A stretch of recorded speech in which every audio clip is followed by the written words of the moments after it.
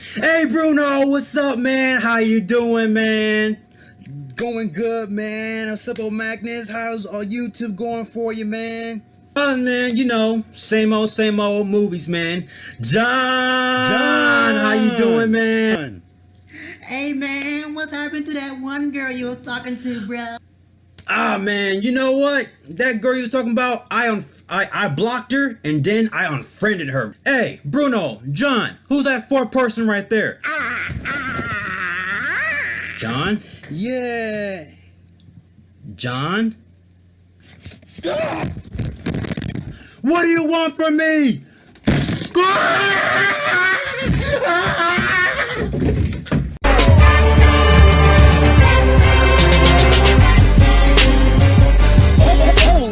Unfriended Dark Web is a film directed by, I don't really care who's it directed by, I don't really care who's in it. All I gotta say, this movie is all about this character named Matthias, who happens to steal a computer that was in the lost and found for about 3 weeks, and he decided to have this laptop as his own, and he decided to use this laptop to group chat with his friends on Skype.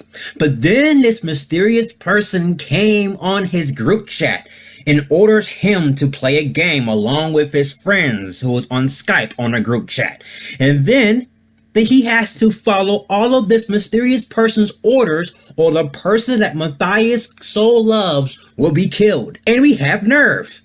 We have the exact plot of Nerve. The first 5 minutes of this film, I just kind of knew what kind of movie I was going to get myself into. And literally there's this character who is trying to log in in his profile, and he put in all these weird passwords like twatter, password 1234, one password 12345. None of the passwords that he was entering in wasn't going through, but then he put a question mark and then it went through.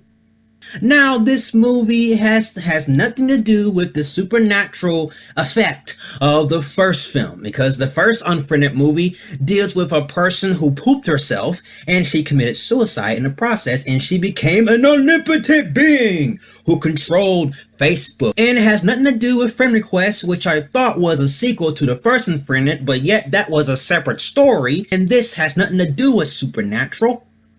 It has to do with a dark web called The Circle, and it's a dark organization that watches your every move through social media, and if you cross the line, they'll mess with you.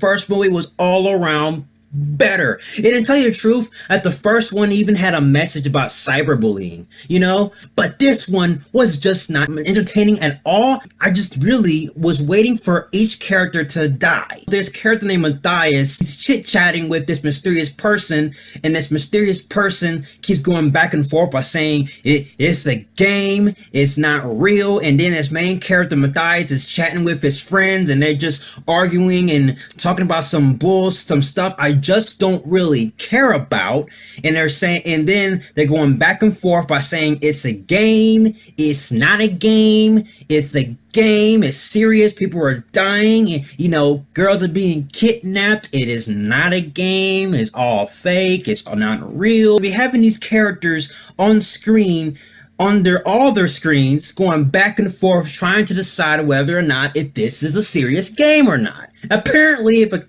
a female is getting kidnapped and you saw the kidnapping on the video feed, apparently the game is real. And just to make matters worse, this movie tried so hard to like make this film feel like it's epic, because every time the main character is conversating via text message or via Facebook chat with the mysterious online person, every time the mysterious online person texts us back, they always gotta add this strange, epic sound. It's kind of like Facebook Messenger is a jump scare. Huh.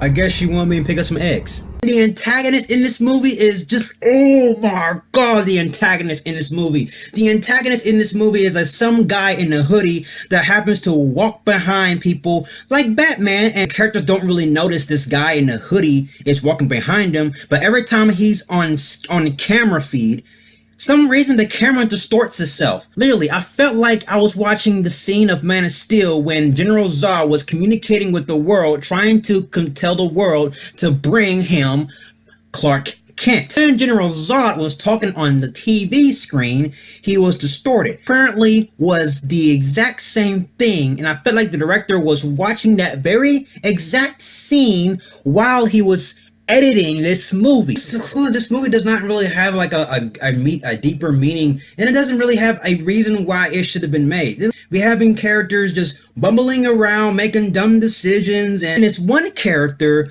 who is a blonde, which I do not know her name, which the movie does not really do a good job of telling people, the audience, the characters' names. This character was given a choice to choose, choose a person who lives and who dies. So she had 30 seconds to make a choice. I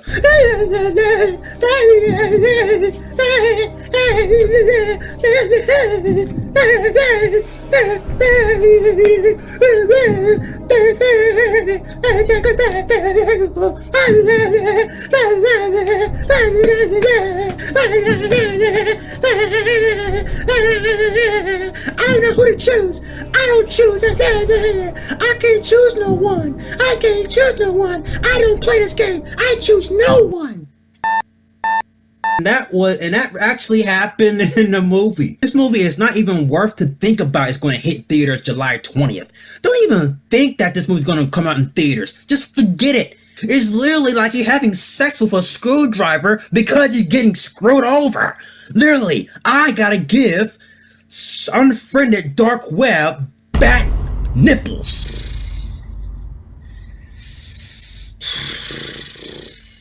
I'll see you guys on the flip side.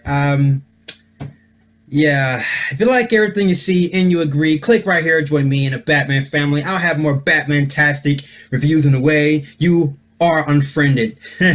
Till then, ciao.